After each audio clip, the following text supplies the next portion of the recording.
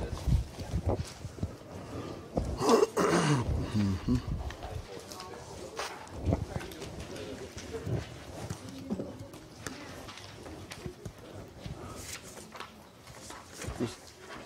Okay. Yeah, that's fine. It is 6:02 on Tuesday, December 13th, 2022. This is our regularly scheduled Jacksonville City Council meeting.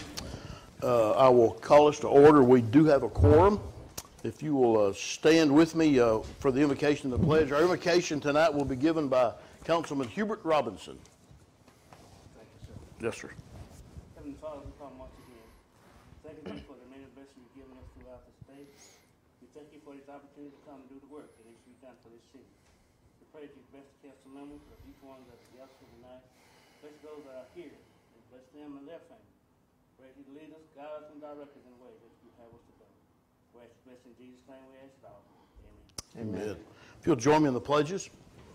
I pledge allegiance to the flag of the United States of America and to the republic for which it stands, one nation, under God, indivisible, with liberty and justice for all. Now the Texas flag. Honor the Texas flag. I pledge allegiance to thee, Texas, one state, under God, one and indivisible. Thank you. Our next item on our agenda is a special presentation. Employer of the Month will be presented by JEDCO President Shane Pace. So, Mr. Pace, you've got the floor. Yes, sir. Thank you, Mayor and Council. Make sure the microphone is on. Daniel, is that mic on? Yeah, it was. He says it's on. Okay. Mayor and Council, this evening I am presenting the Business of the Month Award. This month we are featuring Pebblebrook Apartments. So with me this evening we do have Tiffany Billingsley. She is the manager of the apartment complex here in town. For those of you who are not aware, Pebblebrook is a new Class A apartment complex that was recently constructed here in Jacksonville. They have 128 units. Very, very nice. They have 1 and 2 bedrooms. Really high-end finishes, granite countertops, tile flooring, lots of really, really good features and amenities on the property. There is a gym. They also have a swimming pool, a dog park, really, really nicely wooded with trees. And so we're very excited to have this in Jacksonville. I can tell you my personal experience when I moved here December of last year. It was challenging to find a home. There's not a whole lot on the market, and what is available goes really quickly. So having something like Pebblebrook in our community is great for those folks who are looking to relocate to Jacksonville or just looking for an option that might not be available of this class and size and scale. So Tiffany, thank you so much, and we welcome you to our community. Is there anything you'd like to say? We are pretty excited to be in Jacksonville, and I just do want to say I'm not from Jacksonville, but you guys are great as a community. Y'all have been so welcoming and just so just excited about having them. So I do appreciate that. You're making it a little bit easier on me. So thank you. Good. Great. Thank you.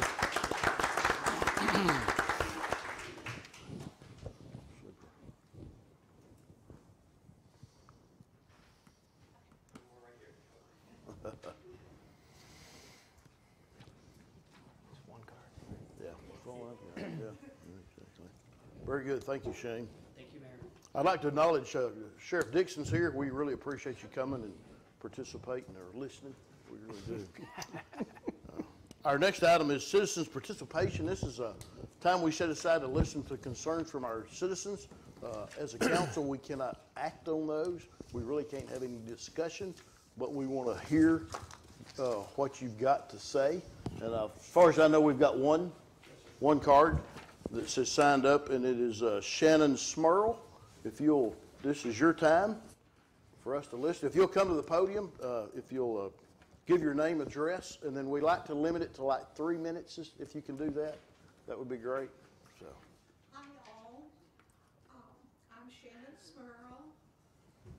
Was born here, taken home from the hospital to the house to which I currently live in.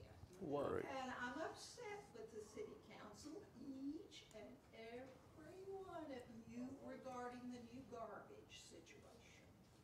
Those garbage bins are too big.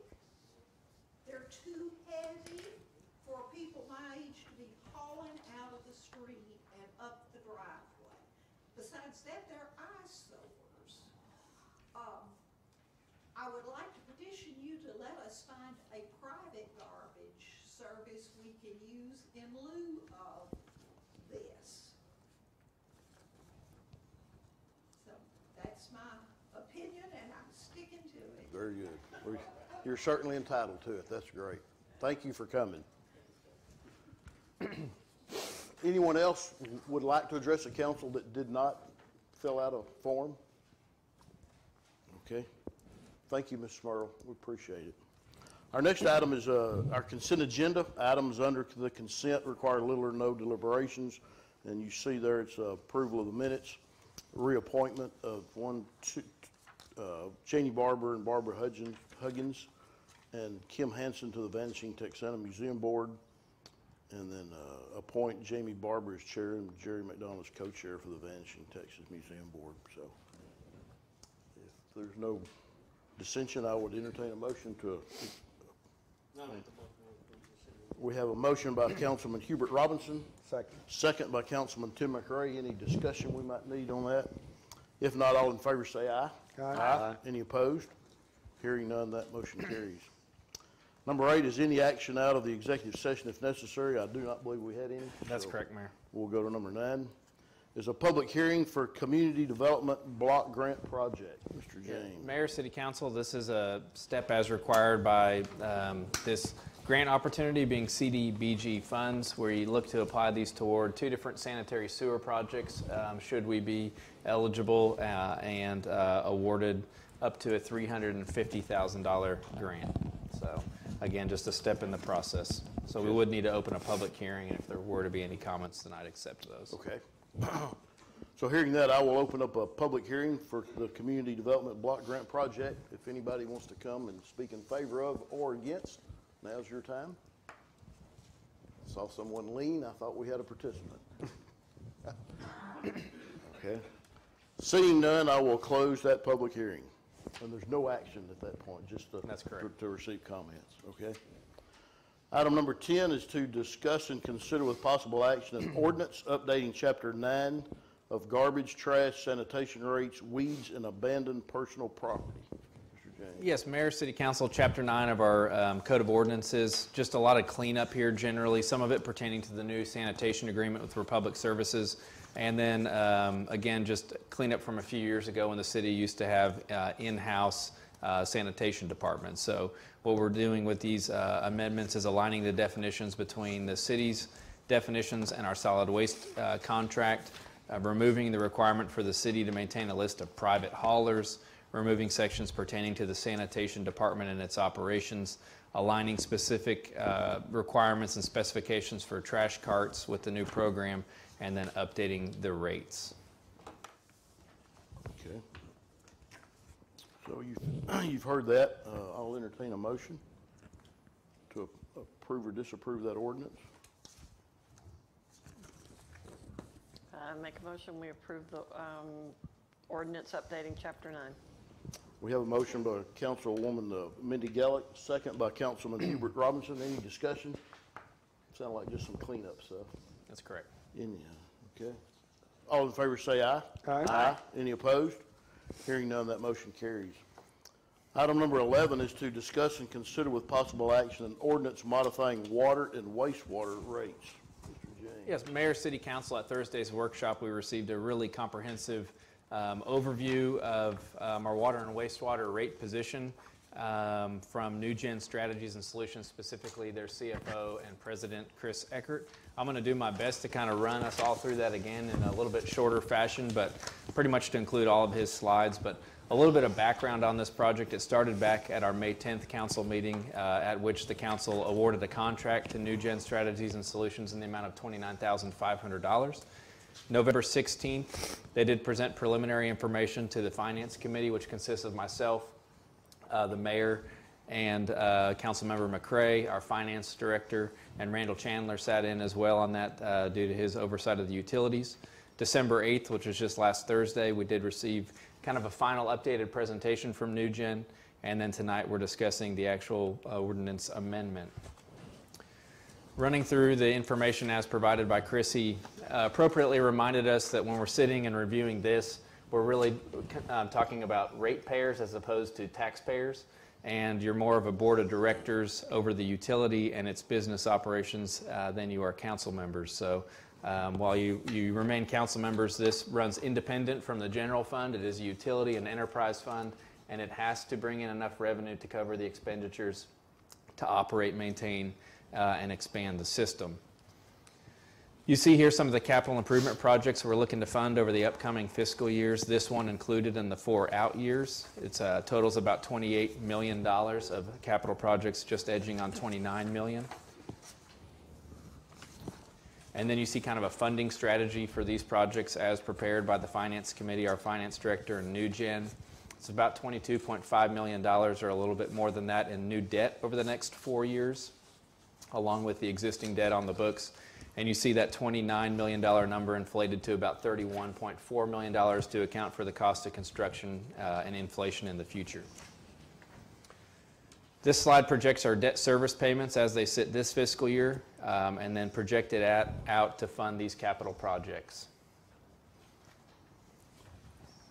So now what we'll do is we'll take a look at how our current rates would apply, or our current rates would position us should we apply the capital projects of roughly $31 million that we just took a look at.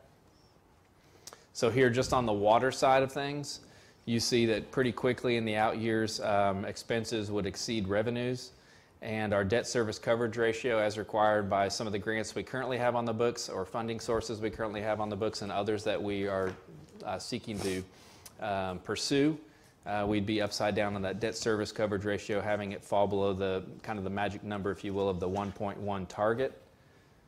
Independently from the water, you see the sewers performance. Right now, you're seeing that expenses are exceeding revenues, and the debt service coverage ratio is already below that 1.1 mark. And so here you see it combined. So when you kind of bring those two utilities together and look at the fund as a whole, you see that expenses are exceeding revenues overall, that our debt service coverage ratio is not at its target, and that our days cash on hand, while right now at about 79, would quickly taper off and generally run in the red. So as NewGen took account of all this information to make sure they're running the utility appropriately, there was a few different goals that they shaped everything around. Days cash on hand, that goal being 90 days. The debt service coverage ratio of the target of the 1.1, that's required again by many of the grants and funding mechanisms we pursue. They did want to make sure that water covers water expenses and wastewater cover wastewater expenses. So when you pay your utility bill, you're paying a water rate and a wastewater rate, and they want to make sure that independently those are funding those utilities that are in the ground. They want to ensure equitability between commercial and residential rates, and then consideration for our low and or fixed income residents. Those are typically residents that would use quite a bit less water on a monthly basis. So we'll get to the actual rates themselves, but I think it's important that we take a quick look into the impact to the average household in Jacksonville. The average residential user in Jacksonville uses approximately 6,000 gallons of water and wastewater on a monthly basis. So what this slide is showing in just the FY 2023 rate year, which we're looking to potentially take action on tonight, is that combined between your water and wastewater rate, you would see an average increase of about $5.35 per month for your water and wastewater service. Of note is the fact that water actually maintains at the flat $28, and it's the wastewater side in which you're bearing the increase. We have a significant amount of reinvestment to handle on the wastewater side, deficiencies and inefficiencies to improve upon, and a lot of capital to do, and so that's why you see the hike up there on the sanitary sewer side of the equation. For our average commercial customer, which is a 30,000 gallon user, you see a total monthly increase of about $83.18, some of that being on the water side and some of that being on the wastewater side. So how do we compare to some of our neighboring communities, wastewater co-ops? You'll see here how our 2,000 gallon user, again, we wanted to be cognizant of our fixed and low income residents in Jacksonville. And so you see there that their current water bill for 2,000 gallons should be about $37.48. After rate adjustments tonight, should council take action, they'd be looking at about $40.87, so an increase of roughly $3. You'll note again that their water rate actually stays the same at $17.64, and it's the sewer side of the equation that raises the total bill. Here's a look at a 6,000 gallon. Again, this is more of your average household in Jacksonville. You see us at $28 on the water bill for both sides of the equation, the current and the proposed. And again, you see the increase being on the wastewater side of the equation, but you still see us positioned, well below regional comparators. And to a 10,000 gallon commercial customer, here's the change you're going to note. We're basically at the very bottom of the pack right now, $42.99 and $44.40. Looking to go to $45.89, but again, you see that larger increment on the sanitary sewer side going from the 44 to the 74. And a commercial 30,000 gallon user, you see us off the charts low here. To be honest with you, we're less than half of what Bullard's charging, about half of Kilgore, generally half of Palestine, looking to bump up just a little bit from the 202 to the 285.37. So this is a more granular look at the data. So this is your per 1,000 gallon rate. So water and sewer rates are comprised of two different numbers, one being kind of your static or fixed cost just for your connection, and the other being your volumetric. So you'll see here in this first out year, that 3/4 or less meter, which typically most homes are on, the flat rate or the base rate stays at the $13.76. And your volumetric rate for 0 to 2,000 and your 2,000 to 10,000 gallon per usage, basically flat at $1.94 to $1.94, $2.59 to $2.59. It's only this first year in your 10,000 plus gallons per month where you see the change from the $2.85 to the $3.24. Similarly, here's the breakdown at a more granular level on the commercial side of the equation. So should council take action tonight, what we'll be locking in is the rates for just the one out year, if you will. There are 4 out years planned by this consultant. You saw the price was about $30,000 to engage them. Typically, that's not something cities do every year. So when we engage them, they take a long-term look out at our capital and our needs in the system. There could be grants awarded. There could be other things that influence those rates in the future. So tonight, we're just looking at the one out year being adjusted by City Council. Those rates would be effective as proposed January 1st, but residents and businesses would not see a rate change in terms of the bills they're paying until March. So February and January, basically everything will roll to their March payment cycle. Some options that citizens have to save money if they're not already doing so on their utility bills are going to be to sign up for ACH or auto draft utility bill payments. That saves $2 per month. And also sign up for paperless or email billing. That saves $1 a month.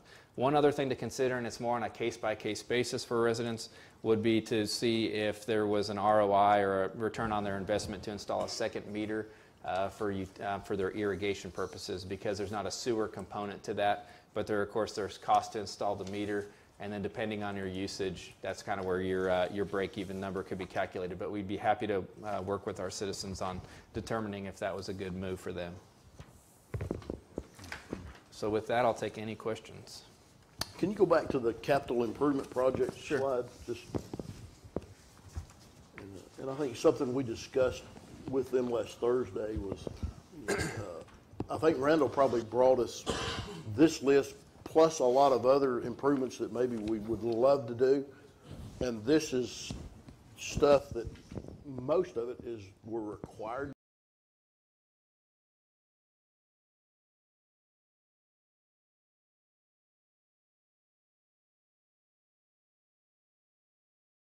Find grant funding for certain things, and some of these projects we have found really aggressive, I guess, if you will, funding mechanisms through the TWDB, Texas Water Development Board, to try to keep the cost down to the taxpayer. Yeah. And if we decide not to do this, TCEQ could fine us, right? Yeah, potentially we'd be out of compliance on those debt coverage ratios, and that would be an issue. Right. And the last time we've had a rate increase was 2018? Yeah, January of 2018, Mayor, five years ago. I think the average home, the 6,000 gallon user at that time, the January 18 adjustment was about $9 a month. So this is about half of that. So we haven't seen a residential or commercial adjustment in 5 years. And again, your average residential user is looking at about $5 per month. Yeah. I just used as a comparator, the rate increase that we're proposing is about 9% since 2018. And being simple-minded, milk, a gallon of milk's gone up 22% since 2018. And that's something we can all relate to. So, although we don't want to go up, we have to stay in compliance. We don't want any fines from the state. And I think they've done a good job of blending the burden on the residential and the commercial customer. They did a good job. Roxanne, how much is mine going up? About $5. And mine would be, because I'm one of those customers you were just talking about. My sprinkler system at my home is not separated. Yeah, you probably won't. Well, you wanted them to do a study. If we look at your, And that would be, I mean, just, let's look at me and see what happens. Yeah. As an example for everybody else. glad to do it. Mr. Mayor, do you need a motion? Yeah, so I'll entertain a motion. and then I'll we'll- make a motion that we accept the proposed progression of water rates over the next few years, beginning January 1st of '23. Okay. And approve the ordinance. Approve the ordinance. And approve the ordinance. Okay, so we have a motion by Councilman Tim McRae, I think a second by Councilman Hubert Robinson. Any discussion, more discussion that we might need to have? If not, all in favor say aye. Aye. Any opposed? Hearing none, that motion carried. Item number 12 is to discuss and consider with possible action an ordinance initiating the voter-approved 2% venue tax on hotel stays. Mr. James. Just got us cut up. Thank you, Mayor. Yes, sir. This is as a result of the November 22 election at which the voters approved the venue tax, which is a 2% additional tax onto a hotel room night stay. Has no impact to our rooftops here in Jacksonville, other than we're going to be able to now fund via the venue tax operations at the Civic and about an additional $100,000 from all the hotels here in town. So the existing tax is 7%. That'll be increasing to 9% per 64% of the voter turnout at November's election. This ordinance establishes both a timeline for that collection to commence February 1st of 2023, as well as a new fund that those proceeds have to be deposited into for transparency purposes. Okay. That's good. Okay, I'll entertain a motion. Well, I'll make a motion to approve the ordinance initiating the voter-approved 2% venue tax on hotel stays. I have a motion by Councilman Tim McRae, Second. second by Councilwoman Mindy Gallick. Any discussion? More discussion? If not, all in favor say aye. Aye. Any opposed? Hearing none, that motion carries. Item number 13 is to discuss and consider with possible action a city personnel policy, sick leave bank, and short-term disability leave.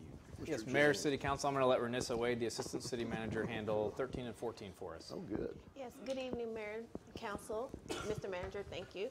Item number 13 is related to city policies. The city policies were adopted in May of 2019. They're here to get clear communication regarding benefits and expectations to employees. Here recently, the city manager did authorize a couple of the executive staff members to review the policies. That team consisted of the police chief, the finance director, the librarian, and the director of public works. In review of these policies, it was noted that we hired a firm here recently to do a compensation study, and as a part of that study, they suggested that we consider purchasing an insurance policy for short-term disability. While we were going through the process of looking for short-term disability, it was also noted that in 2008 that the City Council had authorized the city to establish a sick leave bank for the employees. The sick leave bank was established by employees donating one shift to the bank. So whether they worked an 8-hour shift or a 12-hour shift, they donated those hours once a year to the bank. The bank was established, and it was indicated in some of the information that we reviewed that once the bank reached about 8,000 hours, that we would no longer want to accumulate the bank above that particular amount. The bank has since reached, according to records, reached that particular rate. So since that period of time, there has not been an enrollment period. There has not been a period established for employees to be able to donate hours. So therefore, no new employees were able to be enrolled into the program because you had to donate hours in order to be enrolled into the program. So upon this review, we decided that we possibly did not need to purchase the insurance because we already had this particular policy in place, and a new insurance policy would cost the city another $51,000 or such. This particular policy that we have in place doesn't create any liability because the city employees gave from their own already accrued PTO, which was already on the books, according to our finance director. So what we did was we looked at the policy, and the current policy as it is in place allows you to take up to 50 days, which is about 10 weeks or 400 hours. We did want to adjust the policy to be able to run concurrent with any family medical leave that would be available, which is a 12-week situation, which is about 60 days. So we did increase it to 60 days. The current policy does allow for you to ask for hours against this particular bank with a personal injury to yourself, serious injury to yourself, or to a family member. The family member wasn't defined, so it could be a child, a niece, a nephew, a grandmother, grandparent. So it wasn't defined. But as a part of this policy review, we decided to remove the family member out and only have it cover the actual employee, which is also in line with how we do our health benefits insurance. We do cover 100% of the employee costs, but we have the employees to pay for their family members or what have you. So we removed that particular piece out. We also looked at going ahead and allowing all employees to be enrolled right now until we open up another enrollment period, but only after you have been employed with the city of Jacksonville for at least 6 months. So that was one of the other things that had changed. We did want to make sure to no longer have a review committee. The original policy allowed for your peers to review your serious health condition and decide whether or not you could participate in getting hours from the bank. It was decided that that probably was a HIPAA violation or not quite in keeping with the HIPAA laws, and so we pulled that back into where the HR staff would be looking at that with the approval of the city manager. And at this time, we also had another policy on the books, policy 7.04, which is a PTO donation policy, which could allow you to get up to 60 hours in donations. But those hours could be used for anything, not just for personal injury or serious injuries. It could be used for you to just go on vacation. And so instead of having two policies that were essentially there to do the same thing, we are suggesting that policy 7.04 be eliminated and that the updated sick bank policy be changed to short-term leave policy and that it replace the 7.04. Are there any questions? Oh, that was a lot. So in the past, in order to participate in the bank, you had to contribute to the bank. Yes, sir. And we're changing that now to where any new employee that's been here 6 months automatically can participate in the bank. Until we have the next enrollment period. Okay. So you're automatically enrolled until we have the next enrollment period. And at the next enrollment period, you would be required to give one shift to the bank. Yeah, I was just wondering if you caught any flack from someone that's been here a long, long time that has contributed to the bank, and then here's somebody, a new employee that comes along, and he gets the same benefits that, say, Randall's has, and he's been here 30 years plus or so. We haven't. I believe the only reason why is there has not been an open enrollment period because there hasn't been a need for it at this particular point. But if there's ever a need for an open enrollment period, then every employee would be required, or any employee participating in it would be required to contribute. Sure, that makes sense. Okay. All righty. So I will entertain a motion on approving, there's an ordinance, right? Or just a policy? Just a policy. Just the updated policy.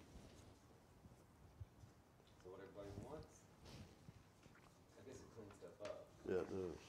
And on the second fund, do the hours go to the new fund, or? They just remain available, yes. just a policy shift. Yeah. Well, I'll make a motion that we approve the adjustment to the city personnel policy. Okay, we have a motion by Councilman Tim McRae, I'll second.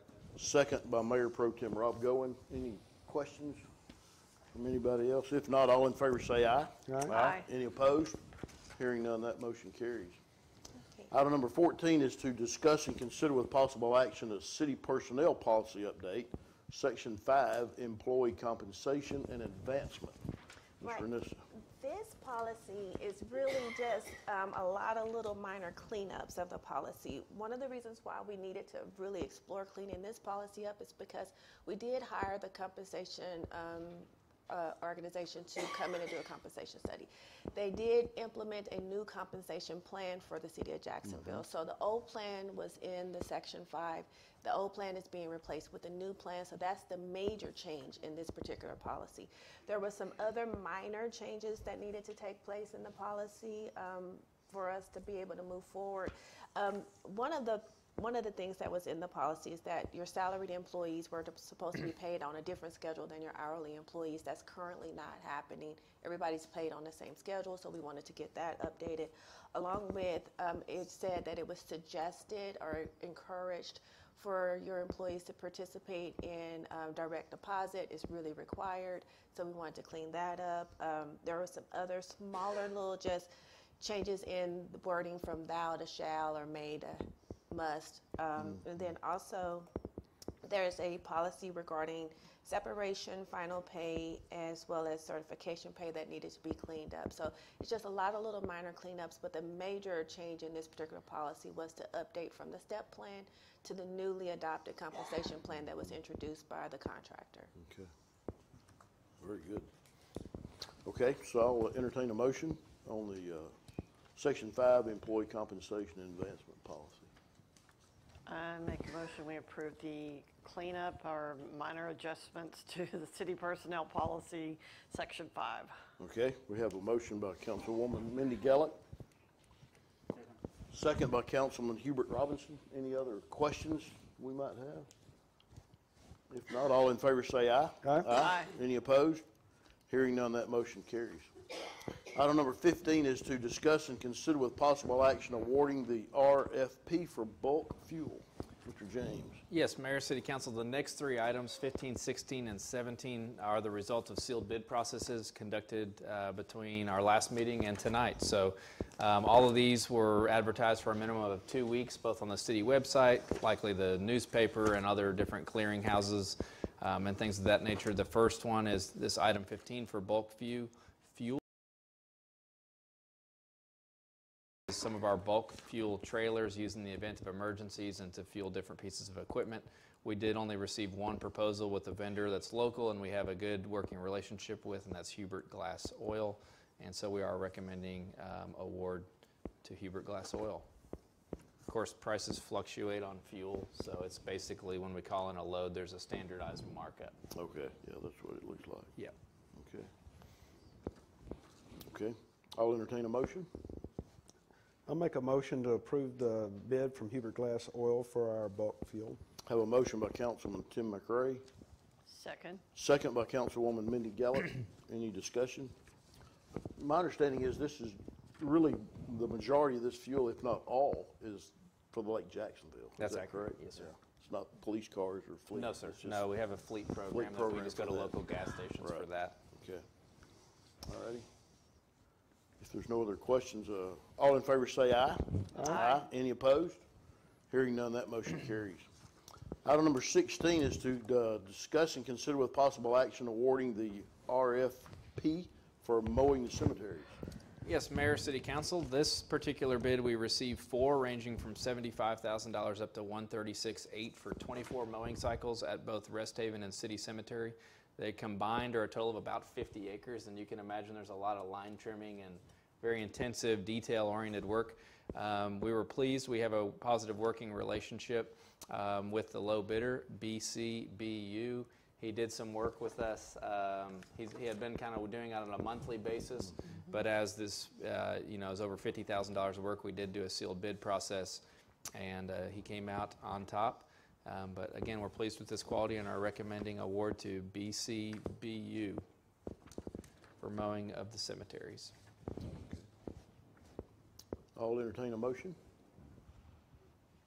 Motion that we award the bid for mowing the cemeteries to BCBU. Have a motion by Mayor Pro Tem Rob Goen, Second. second by Councilman Tim McRae. Any discussion? If you'll look in your packet, we had 4 bidders, like you said. He is a local gentleman, and everybody else is from not in Jacksonville. So it's good to do business with somebody that's local. So Absolutely. it just happened that way. So he's a good guy. If no other discussion, all in favor say aye. Aye. Any opposed? Hearing none, that motion carries. Item number 17 is to discuss and consider with possible action awarding the RFP for lab testing at the treatment plants. Mayor, City Council, similar fashion, we received 1 proposal for this from Anna Lab. We do have a positive working relationship with them as well. They're based out of Kilgore. This is for all the required testing for our water and wastewater treatment facilities, as well as our pre-treatment program.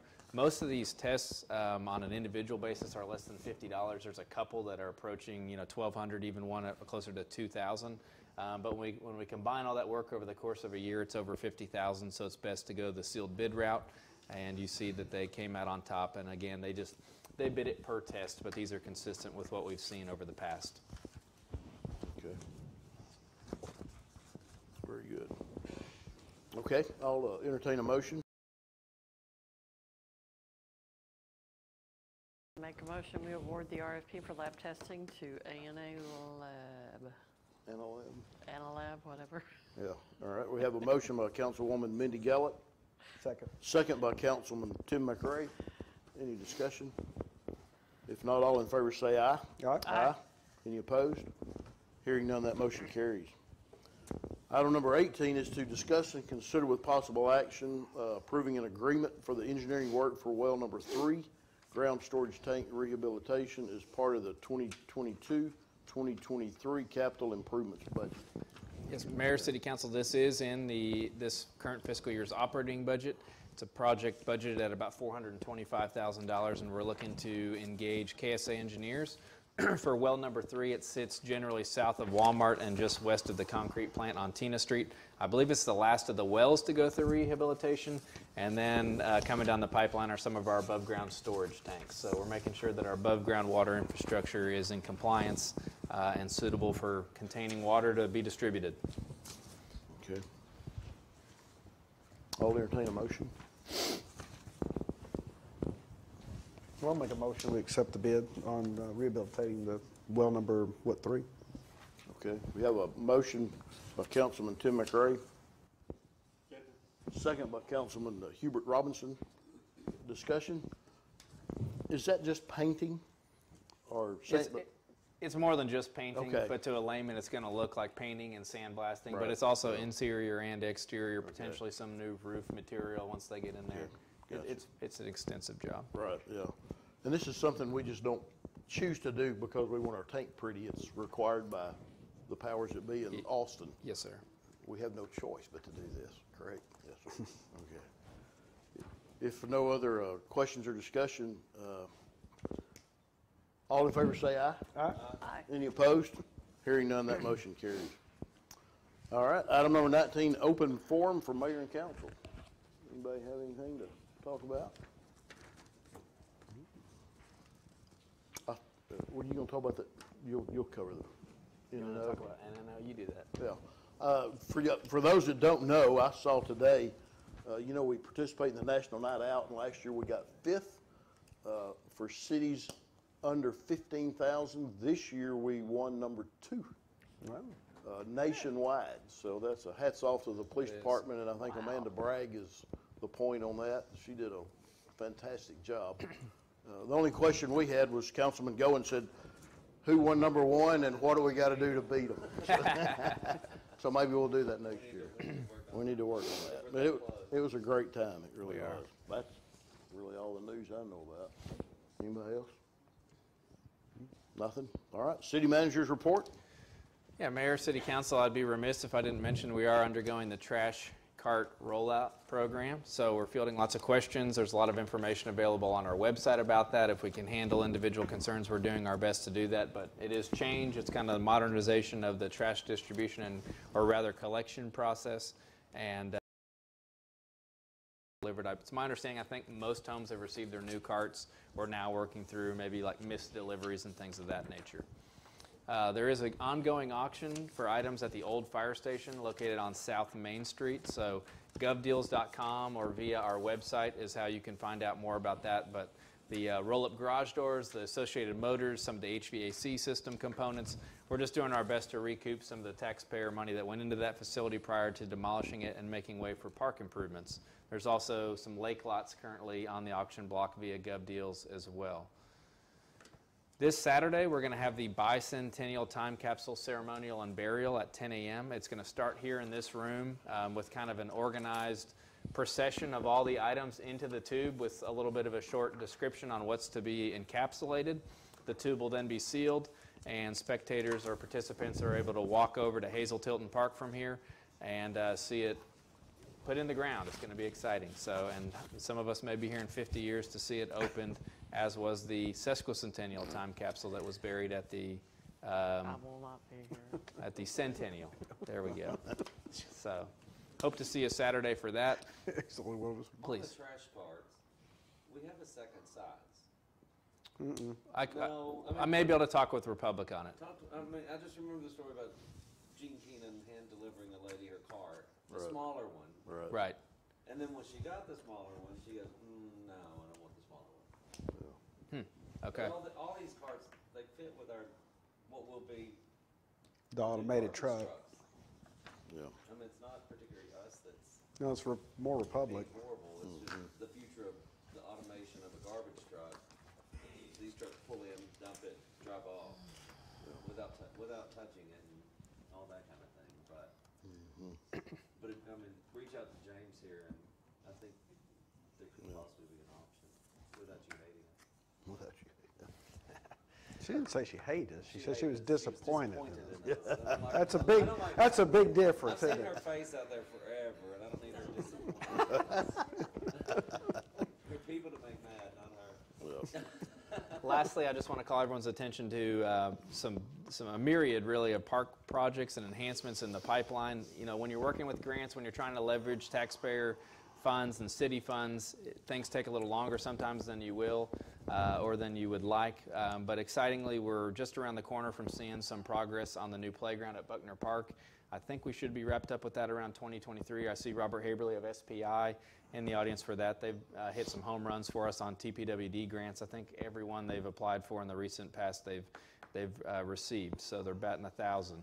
Hazel Tilton Park, former fire station, be demolished in early 2023, and we're evaluating some options based on available funding to help us transition that into kind of a community gathering place or space.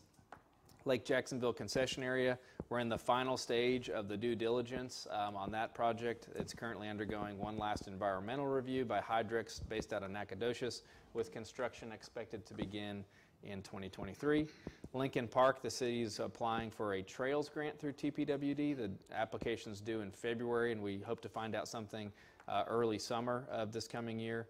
And really, it's to complement some really robust citizen-led efforts and fundraising going on in that area. So I want to compliment Dr. Edom, Latitia Horace, and a large group of the folks involved with FDCDC and FDAA raising funds to improve that park and that neighborhood at large.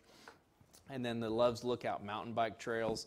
We do plan to bid out the construction of roughly 5 miles of multi-use trails in early 2023, and we expect those to be complete by the end of 2023. So there may be some trailhead enhancements and other things that take a little bit longer, but the trails themselves, we think we can kind of piggyback off of the state's rest stop in terms of the other facilities necessary. That's great. That's all I have. That's all you have?